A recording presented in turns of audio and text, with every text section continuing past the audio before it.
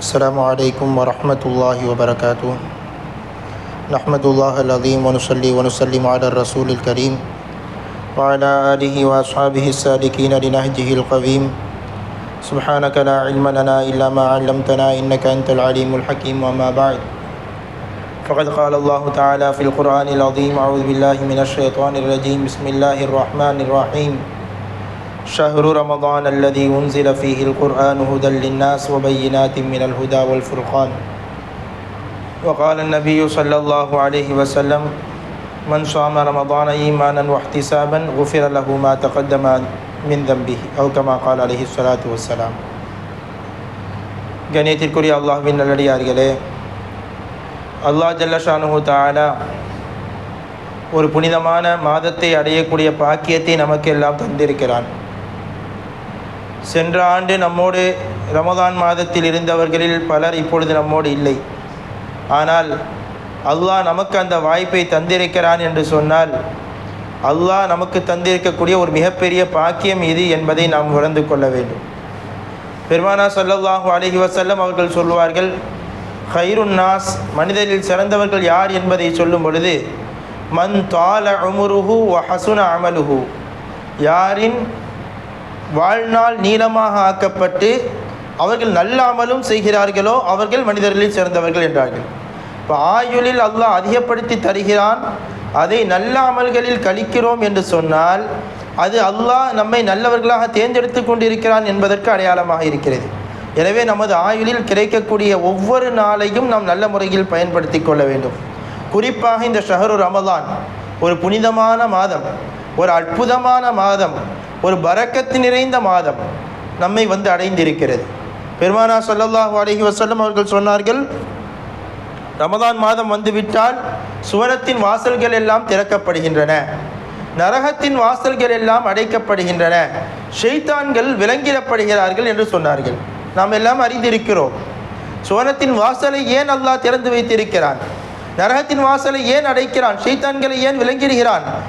நம்மை சந்தோஷமாக நிம்மதியாக அல்லாஹ்வினுடைய ரஹ்மத்தை எதிர்பார்த்து சொர்க்கத்தை எதிர்பார்த்து நரகத்தை விட்டும் நாம் தூரமாகக்கூடிய ஒரு அற்புதமான நிலையை நான் உங்களுக்கு தந்திருக்கிறேன், அதை நல்ல முறையில் சந்தோஷமான முறையில் நீங்கள் பெற்றுக்கொள்ளுங்கள் என்று அல்லாஹ் ஜல்ல ஷானுஹு தஆலா ஒரு அற்புதமான வாய்ப்பை இந்த சங்கியான ரமதான் மாதத்தை நமக்கு தந்திருக்கிறான்.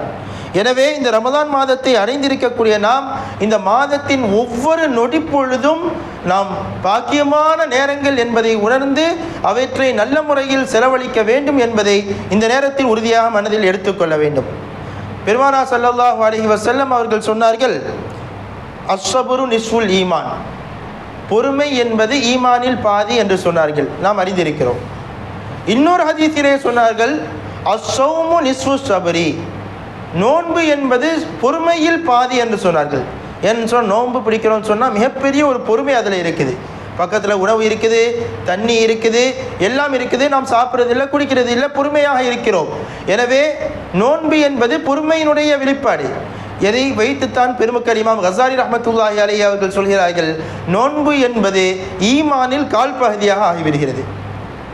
ஈமானில் பாதி பொறுமை, பொறுமையில் பாதி நோன்பு என்று வருவதால் இமாம் கஸாலி ரஹ்மத்துல்லாஹி அலைஹி அவர்கள் சொல்கிறார்கள், நோன்பு என்பது ஈமானில் கால்வாசியாக ஆகிவிடுகிறது. அவ்வளவு பெரிய பாக்கியம் நிறைந்தது. பொறுமையை குறித்து அல்லாஹ் சொல்லும் பொழுது, இன்னமா யுவஃபஸ் ஸாபிரூன அஜ்ரஹும் பிகைரி ஹிசாப், பொறுமையாளர்களுக்கு அல்லாஹ் கணக்கின்றி நன்மைகளை கொடுக்கிறான் என்று சொல்கிறான். அந்த நன்மை நோன்பாளிகளுக்கும் கிடைப்பதால் தான் அல்லாஹ் ஜல்ல ஷானுஹு தஆலா அஸ்ஸௌமு லீ வ அனா அஜ்ஸி பிஹி, இந்த நோன்பு எனக்கானதாக இருக்கிறது, அதற்கு நானே கூலி கொடுக்கிறேன் என்று சொல்கிறான் என்றெல்லாம் பெருமக்கள் நமக்கு விளக்கம் தருகிறார்கள். எல்லா அமலும் அல்லாஹ்வுக்கு தான் செய்கிறோம். நாம் தொழுகிறோம், என்ன அமல் செய்கிறோம், குர்ஆனை ஓதுறோம், ஹஜ் செய்கிறோம், ஜக்காத்து கொடுக்குறோம், எதை செய்தாலும் நாம் எதற்காக செய்கிறோம், அல்லாஹ்வுக்காக தான் செய்கிறோம். ஆனால் அத்தனை நன்மை அமல்களிலே இந்த நோன்பிற்கு மட்டும் அல்லாஹ் முக்கியத்துவத்தை கொடுத்து அஸ்ஸௌமு லீ, நோன்பு எனக்கானது என்று அல்லாஹ் சொல்கிறான். ஏன் சொல்கிறான் என்று பெருமக்கள் விளக்கம் தரும் பொழுது இரண்டு விதமான காரணங்களை குறிப்பிடுகிறார்கள். ஒன்று, இந்த நோன்பு என்பது மற்ற அமல்களில் சற்று வேறுபட்டது. மற்ற அமலெல்லாம் செய்யக்கூடியது, நோன்பு என்பது விடக்கூடியது. தொழுகிறோன்னு சொன்னால் ஒரு செயலை நாம் செய்கிறோம், ஹஜ்ஜுக்கு போகிறோன்னா ஒரு செயலை நம்ம செய்கிறோம், குர்ஆனை ஓதுறோன்னா ஒரு செயலை செய்கிறோம். நோன்பு என்பது ஒரு செயலை விடக்கூடியது. சாப்பிட்றதை விடுறோம், குடிக்கிறதை விடுறோம், நம்முடைய ஆசைகளை கட்டுப்படுத்துகிறோம் என்று நாம் செயல்களை விடக்கூடியது. பக்கத்தில் உணவு இருக்கும், யாரும் இல்லை, நம்ம தனியாக உட்கார்ந்து சாப்பிட்டுட்டு வந்துட்டா யாருக்கும் தெரியாது, எல்லாரும் நோன்பாளி தான் நினைப்பாங்க. ஆனால் நாம் செய்வதில்லை. ஏன்? அல்லாஹ்விற்காக நாம் விடுகிறோம். எனவே தான் அல்லாஹ் சொல்கிறான், அஸ்ஸௌமு லீ, நோன்பு எனக்கானது என்று சொல்கிறான் என்று பெருமக்கள் விளக்கம் தருகிறார்கள். இன்னொரு விளக்கமும் சொல்கிறார்கள், மற்ற அமல்களை விட நோன்பு என்பது ஷைத்தானை விரட்டி அடிக்கக்கூடிய ஒரு அற்புதமான ஆயுதம் என்று சொல்கிறார்கள். ஏன்னா நம்மளை கட்டுப்படுத்துகிறோம்ல, நம்மை கட்டுப்படுத்தக்கூடிய ஒரு வாய்ப்பை நோன்பு ஏற்படுத்தி தருவதால் ஷைத்தானை, இப்லீஸை விரட்டக்கூடிய ஒரு அமலாக நோன்பு இருப்பதால் அல்லாஹ் தன்னுடைய எதிரியை விரட்டக்கூடிய ஒரு அமல். எனவே அது எனக்கானது என்று சொல்கிறான் என்றும் இமாம் கஸாலி ரஹ்மத்துல்லாஹி அலைஹி போன்ற இமாம்கள் நமக்கு விளக்கம் தருகிறார்கள். கண்ணியமான பெருமக்களே, நாம் நோன்பு நோக்கிறோம் என்றால் நம்முடைய நோன்பு எப்படி இருக்க வேண்டும் என்பதை நாம் சிந்திக்க வேண்டும். நோன்பு என்பது இமாம்கள் சொல்கிறார்கள் 3 விதமான நோன்பு இருக்கிறது. ஒன்று ஸௌமுல் உமூம், பொதுமக்கள் பிடிக்கக்கூடிய நோன்பு. இப்போ நாமெல்லாம் பிடிக்கக்கூடிய நோன்பு அப்படி தான் இருக்கும். உணவை கட்டுப்படுத்துகிறோம், சாப்பிட மாட்டோம், குடிக்க மாட்டோம், ஆசைகளை கட்டுப்படுத்தி அந்த ஃபஜ்ரிலிருந்து மக்ரிப் வரை பேணுதலாக இருக்கிறோம். இது பொதுமக்களினுடைய நோன்பு.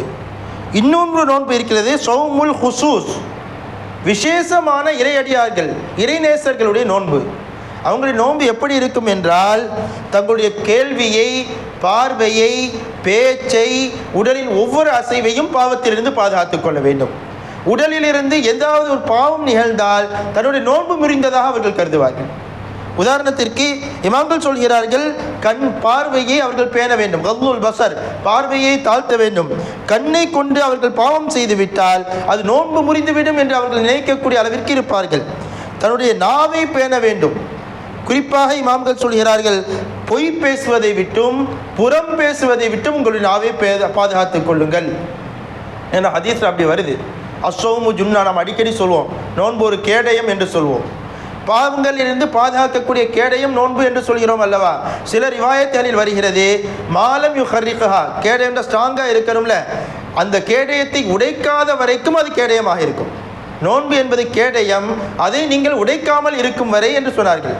இப்போ சஹாபாக்கள் கேட்டாங்க, எதை கொண்டு நோன்பு என்று அந்த கேடயத்தை உடைக்கிறது கேட்கும்போது ரசூலுல்லாஹ் சொன்னாங்க, பி கிதுபின் அவு பி கீபத்தின், ஒன்று பொய் சொல்வதை கொண்டு உடைக்க முடியும், இன்னொன்று புறம் பேசுவது அந்த கேடயத்தை உடைத்துவிடும் என்று சொன்னார்கள் என்ற செய்தி ஹதீஸ் கிரந்தங்களிலே பதிவாகி இருக்கிறது. எனவே தான் பெருமக்கள் சொல்கிறார்கள், நாவை ரொம்ப நல்ல முறையில் பேணிக்கொள்ளணும். பொய்யை விட்டும் புறம் பேசுவதை விட்டும், புறம் என்று சொல்லும் பொழுது மிக முக்கியமாக சொல்லணும், ஒரு ஆள்கிட்ட ஒரு குறை இருக்கிறது, அந்த குறையை சொல்வது பேர் தான் புறம். ஒரு ஆள்கிட்ட இருக்கக்கூடிய குறைய அவர்கிட்ட சொல்லி அவரை திருத்துறது வேற. அடுத்த ஆட்கள்கிட்ட ஒரு ஆள்கிட்ட இருக்கக்கூடிய தவற குறைய வெளியெல்லாம் பரப்புறோம்னு சொன்னால் அதுதான் புறம். இல்லாததை சொன்னால் அது அபாண்டமாக, அது புகுதான் என்று சொல்லக்கூடிய நிலைக்கு சென்றுவிடும். இருக்கக்கூடியதை சொல்வது தான் புறம் என்பதையும் நம்முடைய மார்க்கம் நமக்கு சொல்லி தந்திருக்கிறது. அதே போல நோன்பு பிடித்து இருக்கக்கூடிய அந்த இறைநேசர்கள், விசேஷமாக நோன்பு என்பது அவர்களுடைய காதை அவர்கள் பாதுகாப்பார்கள். எப்படி பாதுகாப்பாங்க?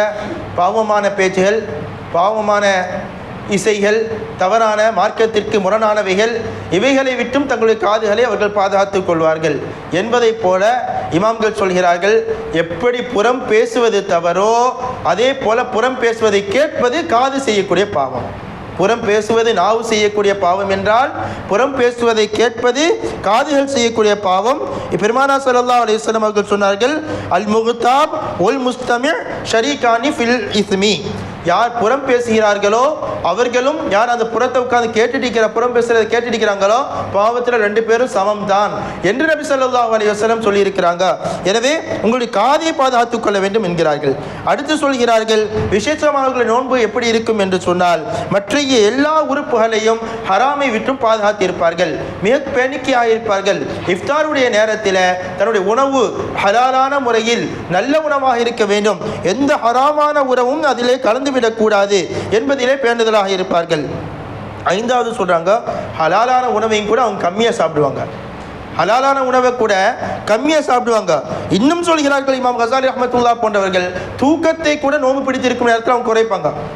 நோம்பாளியுடைய தூக்கம் இபாதத்துன்னு ஹதீஸில் இருக்குது. அது அவங்களுடைய தூக்க நேரத்திலும் அல்லாஹ் நன்மையை தருகிறான் என்ற அடிப்படையில் சொல்லப்பட்டது. அதே நேரத்தில் அதுக்காக சுபு தொழுவிட்டு தூங்கணும், லோஹர் கிளம்ப வேண்டியது, லோஹர் தொழுவிட்டு தூங்கணும், அசர் கிளம்ப வேண்டியது என்று அப்படி இருக்க சொல்லவில்லை. என்ற நோம்பினுடைய நோக்கமே ஏழைகளுடைய உணவுக்கு இல்லாத அவங்களுடைய பசியை நாம் உணரணும் என்பது. தூங்கிட்டே இருந்தால் எப்படி பசியை உணர முடியும்? எனவே இமாம் கஸாலி ரஹ்மத்துல்லாஹி அலைஹி அவர்கள் போன்றவர்கள் சொல்கிறார்கள், நோம்பினுடைய நேரத்தில் தூக்கத்தையும் உங்களால் முடிந்தவரை குறைத்துக் கொள்ளுங்கள் என்கிறார்கள். அடுத்து அந்த விசேஷமானவர்களுடைய 6வது தன்மையை சொல்கிறார்கள் இமாம்கள். அவர்களுடைய இஃப்தாருக்கு பின்னால் காலையில் ஃபுல்லாக நோன்பு பிடிச்சாச்சு, மறுபடியும் நோன்பை தொடர்ந்து ரொம்ப ராகத்தை நிம்மதியாக இருக்க மாட்டாங்க. அவங்க மனதில் ஒரு பயம் இருந்து கொண்டிருக்கும், இன்று பிடித்த நோன்பை அல்லாஹ் ஏற்றுக்கொள்ள வேண்டுமே, இன்றைக்கு நாம் நோன்பு பிடிச்சிட்டோம், இந்த நோன்பை அல்லாஹ் கபூல் செய்ய வேண்டுமே, அவன் கபூல் செய்வதற்கு தகுதியான அளவிற்கு என்னுடைய நோன்பு இருக்க வேண்டுமே என்று சிந்திக்கக்கூடியவர்களாக அந்த விசேஷமானவர்கள் இருப்பார்கள். இப்படிப்பட்டவர்களுடைய நோன்பு தான் விசேஷமானவர்களின் நோன்பு என்று சொல்கிறார்கள். 3வது ஒரு தன்மை சொல்கிறாங்க, அவர்களிலும் அந்த விசேஷமான இறைநேசர்களிலும் ரொம்ப விசேஷமானவங்க. அவங்களுடைய நோன்பு எப்படி இருக்கும் என்றால், அந்த நோன்பை பிடித்து கொண்டு ஒரு நொடிப்பொழுது அல்லாஹ்வை விட்டும் மறுமையினுடைய சிந்தனை விட்டும் மறுமைக்கு பயனளிக்க விஷயங்களுடைய சிந்தனையை விட்டும் அவர்கள் அதை விட்டும் அவர்களை முகத்தை திருப்பிக் கொண்டால் சிந்தனை மாறிவிட்டது என்று சொன்னாலே அவர்கள் நோன்பு இருந்ததாக அவர்கள் நினைப்பார்கள் என்றெல்லாம் நாம் இறைநேசர்கள் நமக்கு கற்றுத்தருகிறார்கள். கண்ணியமான பெருமக்களே, எனவே நாம் பிடிக்கக்கூடிய நோன்பு என்பது மிகவும் பேணுதலாக இருக்கணும். நோன்பு என்பது அது ஹலாலான உணவை நாம் தடுத்து நிற்கிறோம். உணவு அது ஹலாலான முறையில் சம்பாதித்தது தான், அல்லாஹ்வால் ஹலாலாக்கப்பட்ட உணவு தான். அந்த உணவை நாம் சுபுவிலிருந்து மகரிப் வரைக்கும் தடுத்துக் கொள்கிறோம். ஆனால் அதே நேரத்தில் பல ஹராமான விஷயங்களை செஞ்சிடறோம். எந்த நேரத்திலும் ஹராமாக இருக்கக்கூடிய பொய்யை பேசிடுறோம், இசைகளை கேட்குறோம், தவறான விஷயங்களை ஈடுபடுறோம், ஹராமான செயல்களை செஞ்சிடறோம். ஹலாலான உணவையே நாம் தடுக்கிறோம் என்று சொன்னால் ஹராமான விஷயங்களில் நாம் எவ்வளவு பேணுதலாக இருக்க வேண்டும் என்பதை நாம் சிந்திக்க வேண்டும். பெருமானார் ஸல்லல்லாஹு அலைஹி வஸல்லம் அவர்கள் சொன்னார்கள், மல்லம் யத கவுல ஜூரி வல் அமல பிஹி, யார் அசிங்கமான மோசமான பேச்சுகளை பேசுவதையோ அதை அசிங்கமான மோசமான செயல்களை செய்வதையோ விடவில்லை என்று சொன்னால், ஃபலைஸ லில்லாஹி ஹாஜத்துன் ஃபீ அன் யதஅ தஆமஹு வ ஷராபஹு, அவன் உணவை விட்டுவிட்டு பானத்தை விட்டுவிட்டு பசித்து தாகித்து இருப்பதால் அல்லாஹ்வுக்கு எந்த தேவையும் இல்லை என்றார்கள் பெருமானார் ஸல்லல்லாஹு அலைஹி வஸல்லம். இன்னொரு நேரத்தில் சொன்னாங்க, சில பேர் நோன்பு பிடிக்கிறாங்க, அவங்க நோன்பு என்பது அவங்களுக்கு கொடுக்கிறது பசியும் தாகத்தையும் தான், வேற எந்த பிரயோஜனமும் இருக்காது. நின்று நின்று வணங்குகிறார்கள், அந்த நின்று வணங்குவது அவர்கள் உடல்ல சோர்வை தான் கொடுக்கும், வேற எந்த பிரயோஜனமும் இருக்காது என்றால் அவர்களுடைய மற்ற அமல்கள் சரியான முறையில் இல்லை, இஹ்லாஸ் இல்லை, அல்லாஹ்வுக்காக இல்லை, பாவங்கள் கலந்து விடுகிறது என்பதெல்லாம் அதிலே அடங்கும். எனவே நம்முடைய நோன்பை நாம் நல்ல முறையிலே பாதுகாத்துக் கொள்ள வேண்டும். நோன்பை பாதுகாப்பது அவசியமானதாக இருக்கிறது. இமாம் அஹ்மத் இப்னு ஹம்பல் ரஹ்மத்துல்லாஹி அலைஹி அவர்கள் சொல்கிறார்கள், சஹாபாக்கள் எப்படி இருப்பார்கள் என்று சொன்னால், அவங்க நோன்பு பிடிச்சிட்டாங்கன்னா பெரும்பாலும் பள்ளிவாசல்லே இருப்பாங்களாம். சஹாபாக்கள் இருந்து சொல்வார்களாம், நஹ்ஃபது ஸௌமனா, எங்க நோன்பை நாங்கள் பாதுகாக்கிறோம், நாங்கள் பள்ளியில் உட்கார்ந்து எங்கள் நோன்பை நாங்கள் பாதுகாக்கிறோம், வலா நகதாபு அஹதன், யாரை பற்றியும் நாங்கள் புறம் பேச மாட்டோம், எங்கள் நோன்பை நாங்கள் பாதுகாக்கணும் என்று சஹாபாக்கள் சொல்வார்கள் என்று இமாம் அஹ்மத் இப்னு ஹம்பல் ரஹ்மத்துல்லாஹி அலைஹி அவர்கள் குறிப்பிடுகிறார்கள். எனவே கண்ணியமான பெருமக்களே, அல்லாஹ் இந்த ரமதான் மாதத்தை நமக்கு தந்திருப்பது மிகப்பெரிய பாக்கியம். எப்படி இந்த ரமதானை தந்தானோ இந்த ரமதானின் கடைசியையும் நாம் அடையக்கூடிய பாக்கியத்தையும் தர வேண்டும். இதே போன்ற பல ரமதான்களை அடையக்கூடிய பாக்கியத்தையும் தர வேண்டும். நம்முடைய ஹயாத்தை அல்லாஹ் நீளமாக்கி வைப்பானாக, சரீர சுகத்தை தருவானாக, உடலில் சக்தியை தருவானாக. இந்த ரமதானை தந்த அல்லாஹ் இந்த ரமதானில் அதிகமான அமல்கள் செய்யக்கூடிய பாக்கியத்தை தந்தருவானாக. அதற்கான உடலிலே சக்தியை தருவானாக, உள்ளத்திலே ஆர்வத்தை தருவானாக. இந்த ரமதான் மாதத்தில் நாம் பிடிக்கக்கூடிய நோன்பை அவனுக்காகவே பிடிக்கக்கூடிய நோன்பாக ஆக்கி அவன் கபூல் செய்த நோன்பாக ஆக்கி அருள்வானாக. இதில் நாம் செய்யக்கூடிய ஒவ்வொரு அமலையும் பன்மடங்காக அதனுடைய நன்மைகளை அல்லாஹ் நமக்கு அதிகப்படுத்தி தந்தருள்வானாக. இந்த ரமதான் நாளை மறுமையில் நமக்காக அல்லாஹ்விடத்திலே சாட்சி சொல்லக்கூடிய மாதமாக ஆக்கி வைப்பானாக. ரமதானில் பிடித்திருக்கக்கூடிய நோன்பும் நாம் ஓதக்கூடிய குர்ஆனும் அல்லாஹ்விடத்திலே நமக்கு சிபாரிசு செய்யக்கூடியதாக அல்லாஹ் ஜல்லஷானஹு தஆலா ஆக்கி அருள்வானாக என்று இந்த நல்ல நேரத்தில் பிரார்த்தித்து நான் என்னுடைய வார்த்தைகளை நிறைவு செய்கிறேன். வாஹிர் தஅவானா அல்ஹம்துலில்லாஹி ரப்பில் ஆலமீன். வஸ்ஸலாமு அலைக்கும் வரஹ்மத்துல்லாஹி வபரகாத்துஹு.